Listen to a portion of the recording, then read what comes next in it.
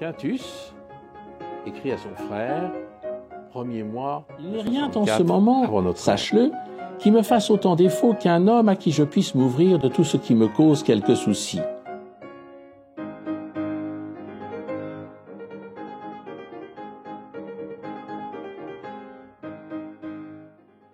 Cicéron est un provincial.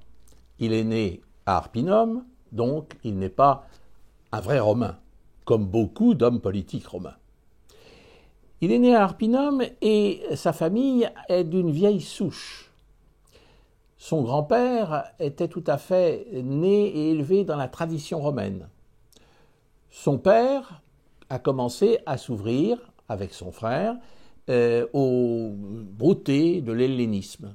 Et puis, les enfants, Cicéron, Marcus donc, et son frère, Quintus, eux, ont été élevés, et c'est là leur intérêt, dans la double tradition.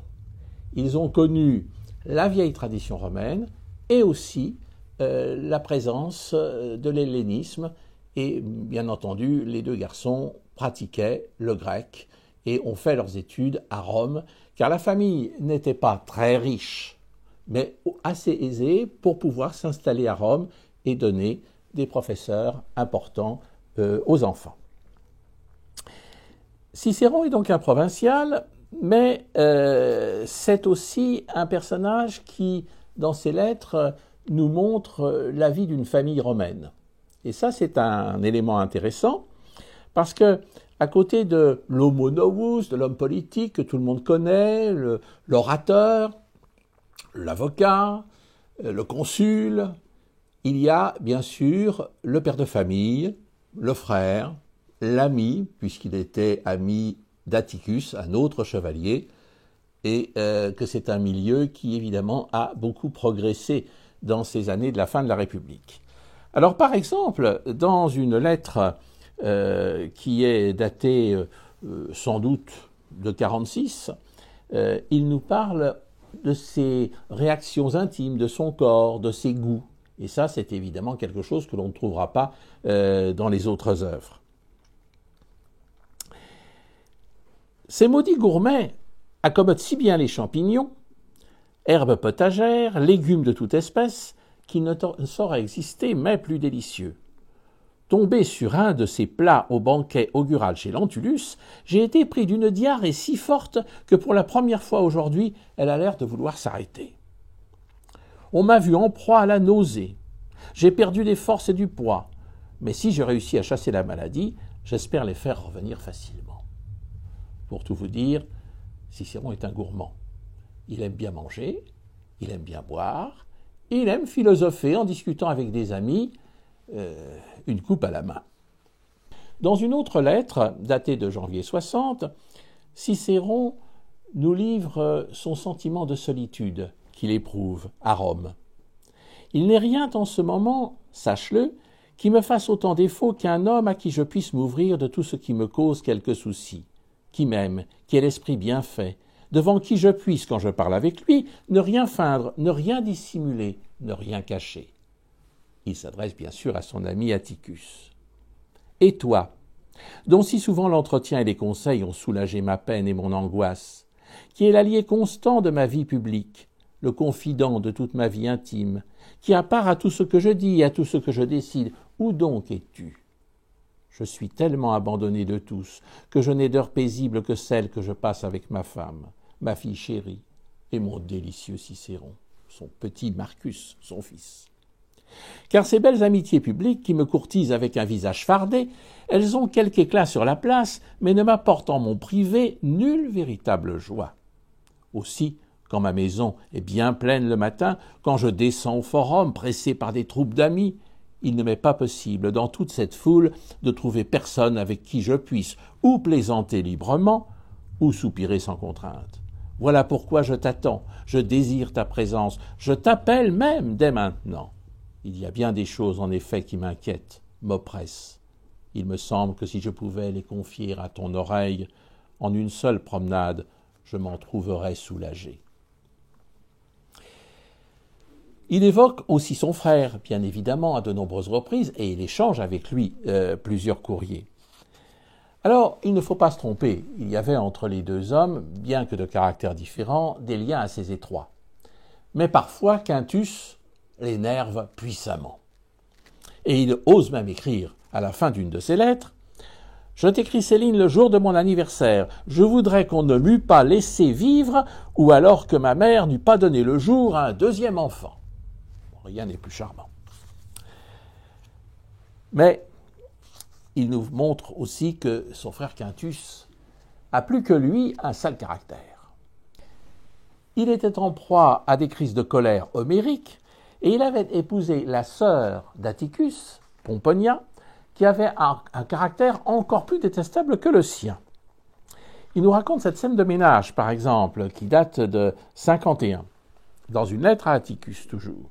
« Nous déjeunâmes dans l'Arcanum. Tu connais cette propriété. À notre arrivée, Quintus dit à Pomponia, le plus poliment du monde, « Invite ces dames à ta table. Moi, je prendrai les enfants. » Il ne pouvait y avoir, à mon avis du moins, plus parfaite douceur, et non point seulement dans les paroles, mais aussi dans les sentiments et la physionomie. Mais elle, devant nous, moi aussi, je suis ici en invité. C'était, je pense, parce que Statius l'avait précédé pour s'occuper de notre déjeuner. Alors Quintus, s'adressant à moi, « Voilà ce que j'ai à supporter chaque jour. » Il y avait dans la réponse, parole et air, une acrimonie déplacée. Nous nous mîmes à table, sauf elle. Quintus pourtant lui fit porter les plats. Elle les renvoya. À quoi bon insister? Mon frère m'a paru la douceur même. Ta sœur, tout ce qu'il y a de plus acrimonieux. Là-dessus, je suis parti pour Acinum. Il est venu me retrouver le lendemain et m'a raconté qu'elle avait refusé de partager son lit. Pour conclure, je t'autorise à lui dire que ce jour-là, à mon avis, elle a manqué de cœur. Évidemment, un personnage qui compte beaucoup pour Cicéron, c'est son épouse, Terentia. Ils ont vécu, jusqu'à leur divorce, une trentaine d'années, ensemble. Terentia, décidément, avait elle aussi un très mauvais caractère. Mais elle avait aussi un gros avantage, c'est qu'elle avait une fortune personnelle. Or, les campagnes électorales coûtent cher, et elle prêtait volontiers à son mari, à un taux usuraire, de quoi, évidemment, acheter les suffrages nécessaires. On voit tout au long des lettres que l'entente entre les deux époux s'est détériorée progressivement. Dans les premières années, et pendant une vingtaine d'années même, on peut dire que les propos de Cicéron sont tendres vis-à-vis de son épouse.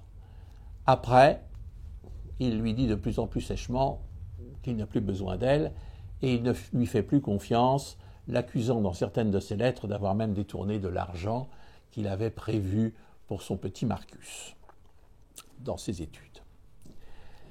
Mais en octobre 50, il écrit par exemple, au retour de Cilicie, « Si vous êtes en bonne santé, toi et Tullia, notre douce lumière, nous le sommes aussi, notre fils chéri et moi. » Et c'est un propos que l'on retrouvera donc pendant de nombreuses années.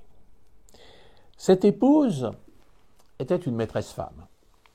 Ils ont eu 2 enfants, comme vous l'avez compris. Tullia, d'abord, une fille qu'il aimait profondément et qu'il surnommait Tulliola, ma petite Tullia. Et puis, son petit Marcus, doux comme le miel, dit-il, si délicieux, et qu'il aimait tant avoir près de lui, du moins dans son enfance.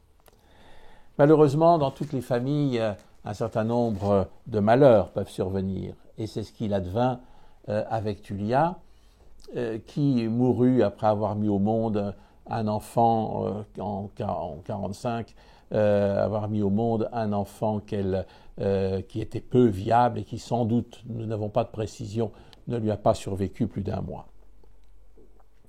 Et Cicéron est effondré de la mort de Tullia. Dans ma solitude, écrit-il le 9 mars 1945, je suis privé de toute conversation avec qui que ce soit. Du moment où je me suis caché le matin dans un bois épais et broussailleux, je n'en sors plus avant le soir. Après toi, je n'ai pas de meilleur ami que la solitude. Il écrit à Atticus, bien évidemment, et il s'est réfugié dans une de ses propriétés à Astura, où il ne veut voir personne tant la douleur est grande. Il continue. Le seul entretien qu'elle me procure elle est avec les textes. Il est d'ailleurs interrompu par les pleurs. Je leur résiste autant que je peux, mais je ne suis pas encore de force. Et dans une autre lettre, d'avril 45, « Ni affaire concernant des amis, ni charge publique pour entraver le cours de mes pensées, nulle envie de plaider au forum, le spectacle de la curie est au-dessus de mes forces. » Quelle différence, en effet!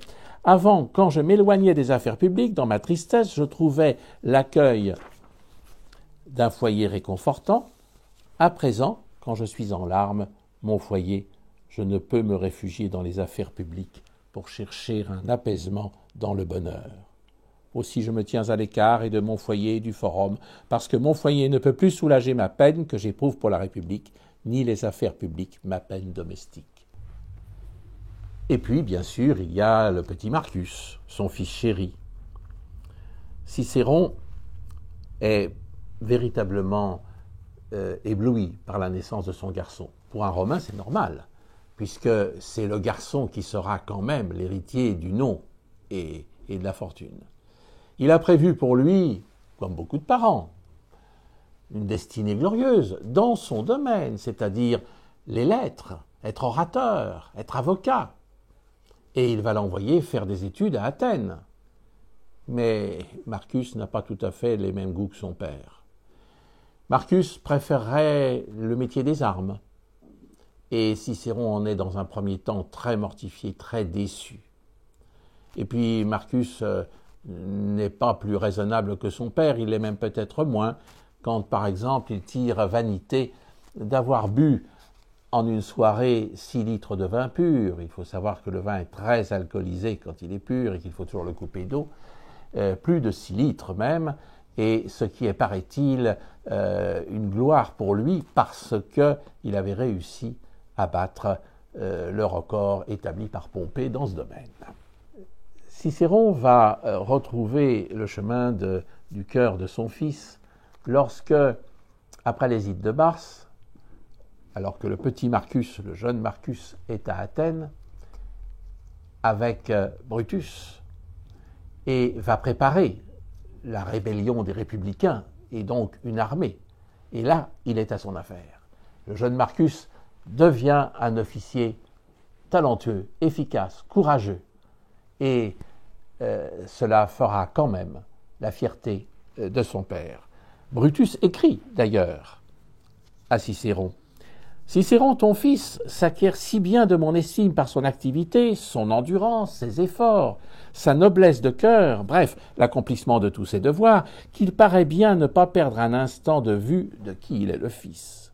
Aussi, puisque je ne puis faire que tu estimes davantage l'être qui est pour toi le plus cher, accorde à mon jugement la faveur de croire que ton fils n'aura pas à exploiter ta gloire pour atteindre les honneurs de son père. La suite des événements donnera raison à Brutus, puisque le jeune Marcus, qui a eu la chance d'échapper au massacre des proscriptions à l'automne et à l'hiver 43, a pu, en restant à Athènes, devenir par la suite, avec l'aide d'Atticus, un homme politique, comme l'aurait souhaité son père, et un ami d'Octave qu'il a pris sous sa protection et en a même fait un consul. Terentia avait divorcé d'avec son mari.